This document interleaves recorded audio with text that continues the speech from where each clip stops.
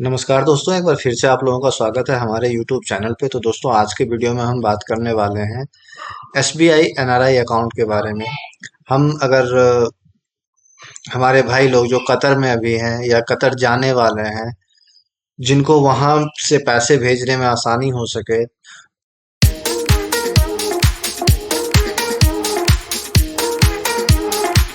तो मैं आज की वीडियो में स्पेशली उन लोगों के लिए लेकर के आया हूं जो कि कतर में हैं और अपना अकाउंट खुलवाना चाह रहे हैं SBI, मतलब स्टेट बैंक ऑफ इंडिया में NRI अकाउंट। तो आपके पास अगर जो फॉर्म दिया जाता है SBI की तरफ से, तो उस अकाउंट ओपनिंग फॉर्म को आप कैसे सही सही भर पाएंगे, आज की वीडियो उसी के ऊपर में होने वाली है। तो दोस्तों, अगर आपको वीडियो पसंद है तो प्लीज आप हमारे चैनल को लाइक और सब्सक्राइब करना ना भूलेंगे। तो दोस्तों, आगे बढ़ने से पहले आप यहाँ देख सकते हैं, यहाँ पे SBI बहुत सारे अकाउंट्स का ऑप्शन देता है। हम फिर कभी इस अकाउंट के विशेषताओं के बारे में बात कर लेंगे। फिलहाल इतने सारे अकाउंट है, NRI अकाउंट है, NRI नॉन कॉलेबल है, सैलरी अकाउंट है, नारो अकाउंट है, टैक्स सेविंग है। तो इन सब के बारे में हम कभी और बात कर लेंगे। अभी बिना देर किए हुए हम सीधा चलते हैं फॉर्म के ऊपर में और आपको बताते हैं उसे कैसे आप सही सही भर पाएंगे। तो दोस्तों, जैसा कि आप देख सकते हैं, यहाँ पे आपको यहाँ पे account opening application for non resident individuals है। दैट मीन्स कि NRI अकाउंट है। ठीक है। तो आगे बढ़ने से पहले आपको कुछ चीजें जो कि जानना बहुत जरूरी है। देखिए, यहाँ पे साफ साफ लिखा गया, please fill up in block letters only. Block letters मतलब आपको सारे जो लेटर्स यूज करने हैं कैपिटल लेटर्स में इसे फिल करना है। ठीक है। उसके बाद इसके साथ आपको one passport size photograph which will be affixed on the passbook. आपको एक पासबुक दिया जाएगा, पासबुक के ऊपर में फोटोग्राफ्स लगेंगे और अकाउंट ओपनिंग फॉर्म के साथ आपको एक और फोटो लगेंगे, मतलब टोटल 2 फोटो हो गए।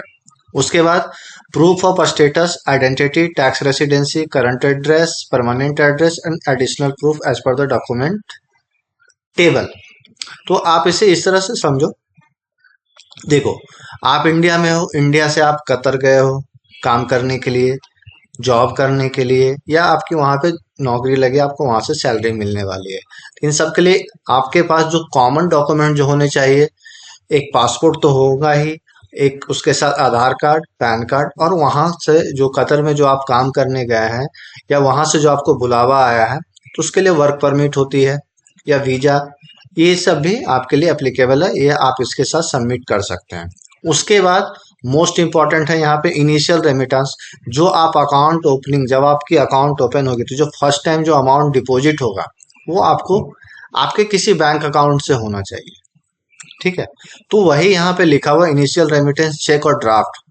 या तो आपका बैंक अकाउंट बनवा लो या फिर आप अपने नाम से बैंक ड्राफ्ट बनवा लो, इन दोनों के माध्यम से। और यहाँ पे देखो, साफ साफ लिखा हुआ, should be drawn in favour of state Bank of India account and आपका नाम, एप्लीकेंट नेम, मतलब आप इस लाइन को देखो, आपका नाम यहाँ पे एप्लीकेंट नेम। उसके बाद प्रूफ ऑफ स्टेटस, NRI अगर आप हैं तो आपके पास, देखो यहाँ वन का ऑप्शन एक आ रहा है, वैलिड वीजा वर्क परमिट आपके पास होना चाहिए, या फिर जो हो सो आपके पास जो जॉब कॉन्ट्रैक्ट होना चाहिए। इतने चीज। प्रूफ ऑफ आइडेंटिटी में आपका पासपोर्ट चल जाएगा। प्रूफ ऑफ टैक्स रेसिडेंसी में आपका जो इंडिया में पैन कार्ड जो इशूड है वह आपका चल जाएगा। करंट एड्रेस डॉक्यूमेंट, मतलब अगर जैसे कतर का कोई भी, या तो आप अपने ऑफिस का एड्रेस दे दो, या आप वहां पे जहाँ पे भी किराए के मकान में रहोगे, किराए के घर में रहोगे, आप उसका एड्रेस दे सकते हो।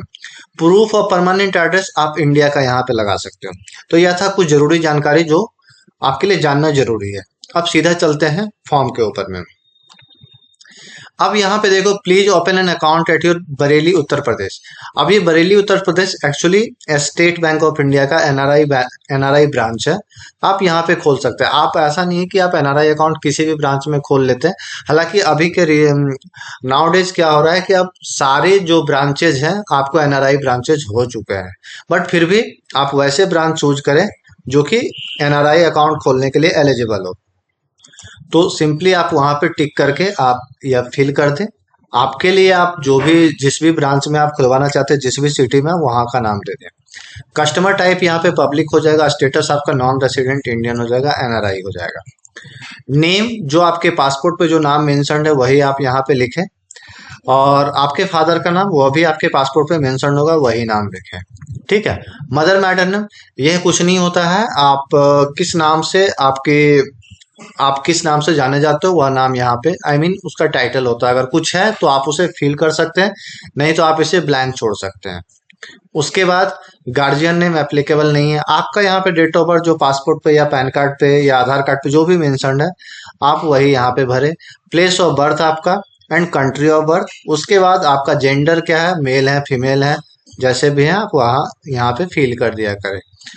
नेशनैलिटी आप ऑब्वियस यहाँ पे इंडियन डालेंगे।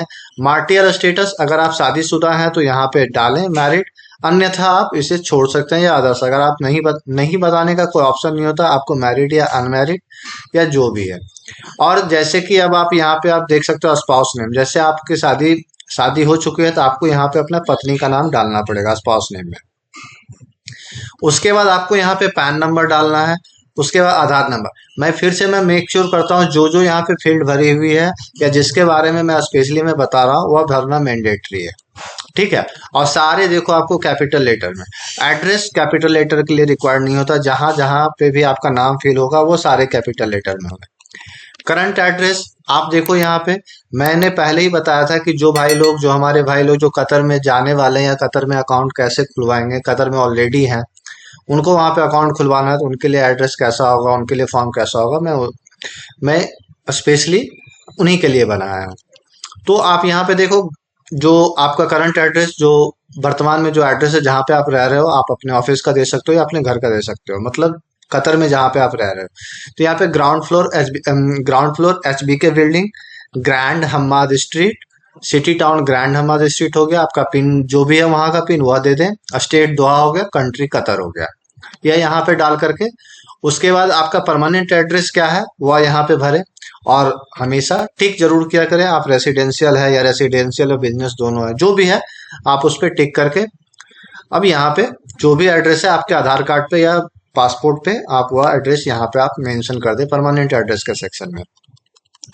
उसके बाद दोस्तों आपको अपना वैलिड वर्किंग मोबाइल नंबर आप यहाँ पे डाल दें, क्योंकि अभी के समय में बहुत जरूरी हो गया। आपको ट्रांजैक्शन अलर्ट से लेकर के ओटीपी वगैरह पासवर्ड जनरेशन में या एटीएम का पिन जनरेशन में सभी जगह यह मैंडेटरी है, इसलिए इसे जरूर भरें। और अगर आपके पास ईमेल है तो बहुत अच्छी बात है। ईमेल आईडी अभी तक आपने नहीं बनवाया है तो ईमेल आईडी जरूर बनवा लें, या आपको वहां पे बैंक का जो स्टेटमेंट है वो आपको मिलने में बहुत सहायता करेगा। उसके बाद उससे थोड़ा सा नीचे आ जाएंगे तो यहाँ पे आपको अपना पासपोर्ट डिटेल्स भरना है। पासपोर्ट नंबर, कब इशू हुआ है आपका, प्लेस ऑफ इशू क्या है, नेशनलिटी क्या है। नेशनलिटी ये सब तो देखो वही होगा, इंडियन होगा। जहाँ पे ये इशू हुआ वो आप कर दें वैलिड अप टू, आपका पासपोर्ट कब तक वैलिड है, ये सारी डेटा आपके पासपोर्ट पे फ्रंट पेज पे मेंशन होता है।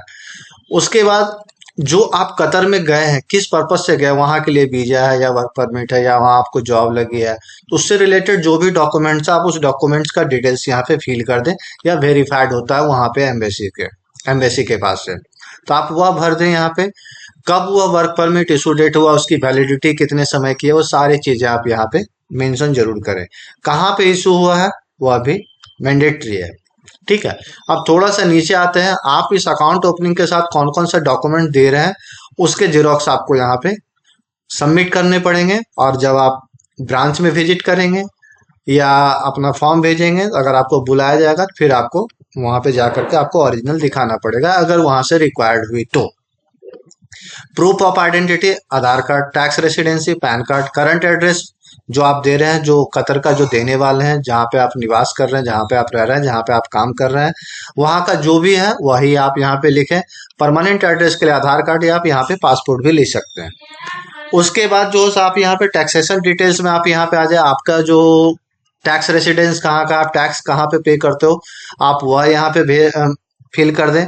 और अगर आप कतर में भी आप टैक्स पे करने वाले हो तो उसकी डिटेल्स आपको यहाँ पे आ, अगर आप मतलब कहने का मतलब हुआ आप इंडिया और कतर दोनों में अगर आप टैक्स पे करते हो तो उसकी डिटेल्स आप यहाँ पे फिल कर सकते हो। ठीक है। अब थोड़ा सा नीचे आ जाए, डिटेल्स ऑफ रिलेटेड पर्सन। इसके साथ अगर आप अकाउंट ओपनिंग के साथ अगर आप नॉमिनी ऐड करने वाले हैं तो नॉमिनी पे यहाँ पे क्लिक करके नॉमिनी से रिलेटेड एक सेपरेट फॉर्म दिया गया, उसे आपको भरना मैंडेटरी है। और अभी के समय में आपको नॉमिनी भरना बिल्कुल मैंडेटरी है, आप इसे इग्नोर नहीं कर सकते हैं। ठीक है। हाँ, इन केस अगर आप चाहते हैं कि नहीं मुझे किसी को नॉमिनी बनाना ही नहीं है, तो आप एक इसके साथ इस अकाउंट ओपनिंग के साथ एक अलग से आप लेटर लिख देंगे। आपके आपके कंसेंट को माना जाएगा और आपके अकाउंट में नॉमिनी ऐड नहीं किया जाएगा। ठीक है। अब ये सेंट्रल केवाईसी क्या है? सेंट्रल केवाईसी क्या, देखो इसके बारे में आपको ज्यादा पता नहीं होगा, बट मैं आपको बता दूं।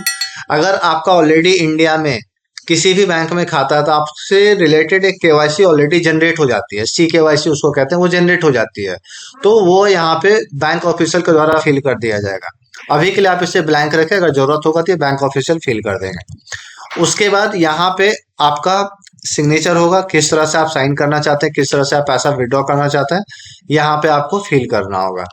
और मैं हमेशा कहता हूँ दोस्तों कि जिस डेट में आप ब्रांच विजिट करेंगे, जिस डेट में आप फॉर्म फिल करके आप सबमिट करेंगे बैंक को, वही डेट आप यहाँ पे फिल किया करें। प्लेस आपका जो भी है वो आप प्लेस जरूर फिल करें।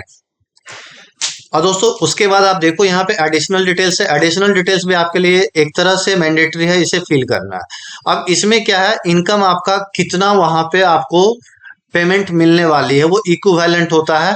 आप अगर इससे कम हो गया, ज्यादा हो गया, बहुत ज्यादा नहीं होना चाहिए या बहुत ज्यादा कम नहीं होना चाहिए, ये डिटेल्स मैच करनी चाहिए, क्योंकि इससे आपकी बैंक में एक प्रोफाइल बनती है। अब प्रोफाइल को अगर मिसमैच होता है, फिर आपको अननेसेसरी मतलब बिना जरूरत का ब्रांच विजिट करना पड़ सकता है, आपका अकाउंट जो है सो फ्रीज हो सकता है, यह सारी चीजें आपको झेलनी पड़ सकती है। इसलिए आपको पता होगा कि आपको कतर में कितनी सैलरी मिलने वाली है, वो इक्विवेलेंट टू यूएस डॉलर कितना होता है, आप वह यहाँ पे फिल कर दें। अब जैसे अब देखो कतर में रियाल चलता है, आपको वहां पे रियाल रियाल के अकॉर्डिंग पेमेंट होगे, तो आप उसे कन्वर्ट कर लो यूएसडी में, यूएस डॉलर के अकॉर्डिंग, और वही यहाँ पे फिल कर दो। ठीक है। मंथली है, एनुअली है, जो भी डेटा है आप यहाँ पे फिल कर दें। ठीक है। रिलीजन आपका क्या है, आप वो फिल कर दें। अगर आप हिंदू हैं तो हिंदू करें, मुस्लिम, क्रिश्चियन, सिख, जो भी आपके रिलीजन्स है आप यहाँ पे फिल करें। ठीक है। अगर आप मुस्लिम को टिक करते हैं तो यहाँ पे ओबीसी हो जाएगा। अगर क्रिश्चियन और सिख हैं तो वो आपको जनरल में जाएगा। बाकी आपके अकॉर्डिंग आप जो भी है, भाई लोग या बहन लोग जो भी आप देख रहे हो, उसके अकॉर्डिंग आप वो टिक करें। क्वालिफिकेशन आपकी क्या है, जो भी क्वालिफिकेशन है, अगर नॉन ग्रेजुएट है तो यहाँ पे सिंपली वो टिक कर दें। अगर आपने पीजी कर रखा है तो पीजी पे कर दें, या फिर अगर आप प्रोफेशनल डिग्री के साथ है तो आप यहाँ पे मेंशन कर सकते हैं। प्रोफेशनल डिग्री मतलब अगर आप इंजीनियर हो, डॉक्टर हो, तो आप यहाँ पे फिल कर सकते हैं। आपकी ऑक्यूपेशन क्या है, सर्विस या अदर्स, जो भी है आप उसे टिक करके यहाँ पे नॉन कैटेगराइज कर दें। नॉन कैटेगराइज का मतलब होगा यहाँ पे वो चीजें मेंशन नहीं जो मैं अपने बारे में मैं बताना चाहता हूँ। अब उसके बाद थोड़ा सा नीचे आते हैं, यहाँ स्पेसिफिक सिग्नेचर, यहाँ पे आपको बैंक ऑफिसर के सामने साइन करना पड़ेगा। यह साइन यहाँ पे ऑलरेडी, यहाँ पे आपको फोटो चिपका करके, आपको फोटो और अकाउंट ओपनिंग फॉर्म दोनों पे आपकी सिग्नेचर यहाँ पे आनी चाहिए, जैसे यहाँ पे किया हुआ है। कुछ पार्ट इस पे है और कुछ पार्ट अकाउंट ओपनिंग पे है। उसके बाद आप ट्रांजेक्शन कैसे करेंगे, वह यहाँ का सिग्नेचर आपको मैटर करता है, ये सिग्नेचर आपको मैटर करता है। तो यह सिग्नेचर भी आप उसी तरह आप चाहे तो हिंदी में लिख सकते हैं, आपकी सिग्नेचर करने की आपकी मर्जी होती है, आप जैसे भी करना चाहेंगे। ये सेकंड फील्ड आप छोड़ देंगे, यह बैंक ऑफिसर के द्वारा भरा जाएगा। एंड अगेन जिस ब्रांच का खाता मतलब जहां पे भी आप खाता खोलने वाले हैं वहां का सिटी नेम एंड डेट। उसके बाद third party attestation not required, अब ये सब इंडिया में लागू ही नहीं है, आरबीआई ने बंद कर दिया है। पहले के समय में होता था कि किसी और का अकाउंट है उसको बुला करके लाओ, वह साइन करेगा यहाँ पे तभी आपका अकाउंट खुलेगा, वो सब बंद हो चुका है। ठीक है। यह भी फील्ड आपको छोड़ देना है। यह कहने का मतलब है कि अगर आपके पास स्टेट बैंक में दूसरा कोई एनआरआई अकाउंट है, तो आप यहाँ पे चूज करके उसका अकाउंट नंबर लिख सकते हैं, तो आपको बहुत सारी डिटेल्स नहीं डिटेल्स तो भरनी पड़ेगी, बट आपको केवाईसी देने की जरूरत नहीं पड़ेगी। अब थोड़ा सा नीचे आते हैं, अगर आप चाहते हैं कि अपने अकाउंट में मैं ज्वाइंट अकाउंट खुलवाऊं, तो ज्वाइंट अकाउंट के लिए यह है, मैं उसके लिए मैं सेपरेट वीडियो में बना दूंगा। अब थोड़ा सा नीचे आते हैं दोस्तों, ये पूरा का पूरा फील्ड आपको ज्वाइंट अकाउंट के लिए इसे छोड़ देना है, इन केस अगर आपको ज्वाइंट अकाउंट नहीं खुलवाना है। अब थोड़ा सा और नीचे आते हैं, इसे भी नहीं करना है क्योंकि यहाँ पे आपको सेकंड एप्लीकेंट का है, अभी भी ये ज्वाइंट अकाउंट होल्डर्स का अभी डेटा चल रहा है। अब थोड़ा सा उसके बाद नीचे आते हैं, पेज नंबर 5, पेज नंबर 6 में जब आते हैं, तो यहाँ पे आपको किस टाइप का अकाउंट खुलवाना है। एनआरई अकाउंट होता है, नॉन रेसिडेंट एक्सटर्नल अकाउंट, मतलब इसी अकाउंट पे आपको टिक करना है, यही अकाउंट आपका खुलेगा। एनआरओ आप होंगे नहीं, या फिर एफसीएनआर बी अकाउंट होगा नहीं। इन सब के बारे में कभी और बात करेंगे। किस तरह का अकाउंट खोलना चाहते हैं, सेविंग है, करंट है, टर्म डिपॉजिट है, जो भी आप उस पर टिक कर दें। और कितने अमाउंट का आप इनिशियल डिपॉजिट जो आप चेक या फिर बैंक ड्राफ्ट के माध्यम से आप देने वाले हैं, वो आप यहाँ पे फिल कर सकते हैं। उसके बाद थोड़ा सा मोड ऑफ ऑपरेशन, इस खाते का संचालन कैसे होगा वह यहाँ पे दे दें। आपको एटीएम कार्ड चाहिए होगा तो यहाँ पे डाल दें, डोमेस्टिक और इंटरनेशनल। इंटरनेशनल होगा कि आपका, अगर आप बाहर में विदेश में है तो वहां पे भी आपका एटीएम काम करेगा। आपको अपने एटीएम पे किस तरह का नाम प्रिंटेड होना चाहिए आप यहाँ पे फिल कर सकते हैं। आपको अगर किसी और नाम से प्रिंट करवाना है तो आप वो अभी यहाँ पे फिल कर सकते हैं। उसके बाद अगर आपको नेट बैंकिंग चाहिए तो नेट बैंकिंग की डिटेल्स आप यहाँ पे फिल कर सकते हैं। अगर आप चाहते हैं कि नहीं, नेट बैंकिंग में सिर्फ मैं देख सकूं अपने ट्रांजैक्शन को, तो आप यहाँ पे ट्रांजैक्शन राइट पे छोड़ देंगे, सिर्फ व्यूइंग राइट पे आप कर देंगे। उसके बाद पासवर्ड आपको कैसे मिलना चाहिए, अगर आपने नेट बैंकिंग को चूज किया, अगर आपको नेट बैंकिंग चाहिए तो फिर आपको पासवर्ड कैसे चाहिए, तो आप ईमेल पे दे सकते हैं या कुरियर पे दे सकते हैं, ये आपके ऊपर है। अगर नहीं चाहिए तो नेट बैंकिंग का डेटा आप छोड़ देंगे। एसएमएस अलर्ट अगर आप नॉट रिक्वायर्ड पे भी करेंगे, रिक्वायर्ड पे करेंगे तो आपके अकाउंट से हर 3 महीने पे चार्ज कटेंगे। नॉट रिक्वायर्ड करेंगे तो फिर भी जो इंपॉर्टेंट मैसेजेस जो आते हैं, ये आरबीआई ने फिक्स कर दिया है। कस्टमर चाहे तो चूज कर सकता है, नहीं चूज कर सकता, बट आपको इंपॉर्टेंट मैसेजेस ट्रांजेक्शन से रिलेटेड आपको भेजे जाएंगे, उसके लिए कोई चार्ज नहीं लगेगा। अब थोड़ा सा यहाँ पे ईमेल अलर्ट्स पे आते हैं। ईमेल अलर्ट्स आप बिल्कुल चूज कर लीजिए, ये फ्री ऑफ कॉस्ट है। चेकबुक आपको वैसे भी फर्स्ट टाइम आपको फ्री ही मिलेगा, सेकंड टाइम आपको चाहिए नहीं चाहिए ये आपके ऊपर है। अब यहाँ पे details of initial remittance, first time जो आप पेमेंट करने वाले हैं किस तरह का होना, कितना अमाउंट होना, ये सारा कुछ आपको यहाँ पे मेंशन करना पड़ेगा। अगर चेक से कर रहे हैं तो चेक यहाँ पे रहेगा, अगर ड्राफ्ट से करेंगे तो ड्राफ्ट पे टिक कर दीजिएगा। रेमिटिंग बैंक नेम, कहाँ से आपने, मतलब जिस जो चेक आपने सबमिट किया है वो किस बैंक का चेक है, तो उस बैंक का नाम आप यहाँ पे लिख देंगे। पेमेंट मैच्योरिटी इंस्ट्रक्शन ये सब नहीं करना है, थोड़ा सा नीचे आकर के यहाँ पे साइन कर देना है। उसके बाद यह जो फील्ड है फॉर्म DA1 जो देख रहे हैं, ये प्रॉपरली नॉमिनेशन के लिए होता है। नॉमिनेशन आपको भरना अब अनिवार्य हो चुका है। तो यहाँ पे आपका नाम होगा IV, मतलब मैं खुद से बोल रहा हूँ कि मैं अपने अकाउंट में नॉमिनी चाहता हूँ, इतना डिटेल्स दे करके, सॉरी इसको चेंज करना है, ये मैं, चलो मैं बाद में चेंज कर दूंगा। और उसके बाद details of deposit, additional details of nominee, जिसको भी आप नॉमिनी बनाना चाहते हैं उस नॉमिनी की आप यहाँ पे डिटेल्स दे दें। एड्रेस में एज पर माई परमानेंट एड्रेस लिख देंगे तो वहां से ही एड्रेस वो ले लिया जाता है। बाकी फिर चीजें ये भरने की जरूरत नहीं है। थोड़ा सा जब नीचे आएंगे यहाँ पे आपको again date, current date and place, और यहाँ पे आपको साइन देना है। साइन देने का मतलब है आपने कंसेंट दिया कि हाँ मैंने नॉमिनी को ऐड करवाया अकाउंट में। तो दोस्तों यह था स्टेट बैंक ऑफ इंडिया में NRI अकाउंट खोलने का प्रोसीजर क्या है। साथ ही साथ अगर आप कतर में हैं तो कतर के लिए फॉर्म को कैसे भरेंगे उसके बारे में यहाँ पे बताया गया था। तो दोस्तों उम्मीद करते हैं कि आपको वीडियो थोड़ी इंफॉर्मेटिव लगी होगी, और अगर इंफॉर्मेटिव लगी है दोस्तों तो मैं रिक्वेस्ट करता हूँ आपसे कि प्लीज आप हमारे चैनल को लाइक और सब्सक्राइब कर देंगे, साथ ही साथ अपने फ्रेंड्स और कलीग को भी रिकमेंड करेंगे। उम्मीद करता हूँ।